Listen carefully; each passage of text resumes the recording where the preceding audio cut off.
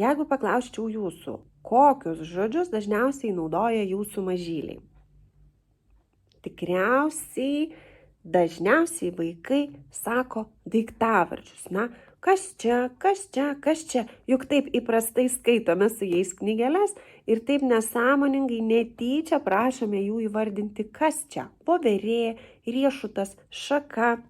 Tačiau dažnai vaikams, norint sudėlioti pilną gramatiškai taisyklingą sakinį, taip pritrūksta veiksmažodžių. Tad šiandien noriu jums parodyti, kaip naudojantis knygele Sniegas pripildyti vaikų veiksmažodinį žodyną, taip padedant jiems sudėlioti taisyklingą pilną sakinį ir turėti platų veiksmažodinį žodyną, kuris padės jiems pilnais sakinukais kalbėti, paprašyti jūsų: mama, noriu valgyti ledus, mama, noriu šokti nuo kėdės, mama, eime į lauką ir suraskime, kasgi ten gyvena. Tik pažiūrėkite, kaip naudojantis knygelę Sniegas galime vaikus įtraukti, judinant paveikslėlius, daug lengviau vaikui suprasti ir veiksmažodį, ir suvokti veiksmą. Pavyzdžiui, voverė kelia riešutą, voverė valgo riešutą, voverė turi riešutą. Labai svarbu, kaip klausime, neužmirškime taisyklingai suformuluoti klausimą. Kągi veikia elnias?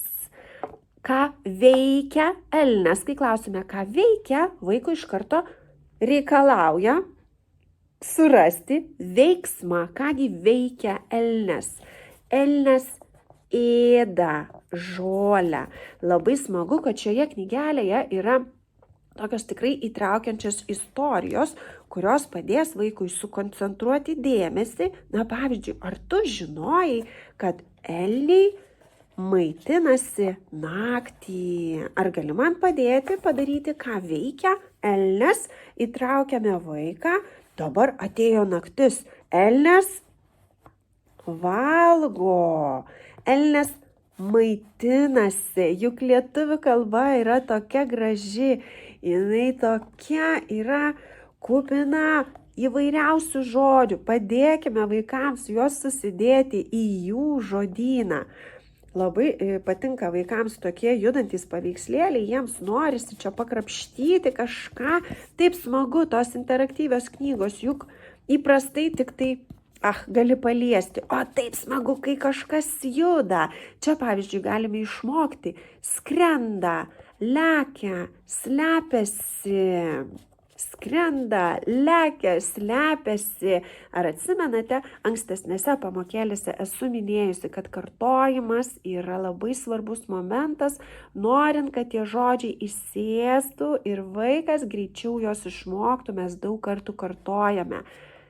Vaikui patinka daug kartų krapštyti, mums lieka daug kartų kartoti. Ir tada paklausti: tai kągi veikia antis? Antis skrenda, antis lekia. Ką veikia gulbė? Vėlgi smagus toks dalykas: gulbė išlipa iš vandens ir purto sparnus. Veiksmažodžius galite surasti ir naudoti tuos, kurie yra parašyti tekste, tačiau lygiai taip pat galite ir sugalvoti savo. Gulbė purto sparnus, gulbė šoka. Kuo įvairesni žodžiai, tuo įvairesnė, skambesnė ir gražesnė bus jūsų vaikų kalba. Tad skaitykime kartu knygeles, plėskime vaikų žodyną ir padėkime jų kalbai tobulėti, gražėti ir lavėti.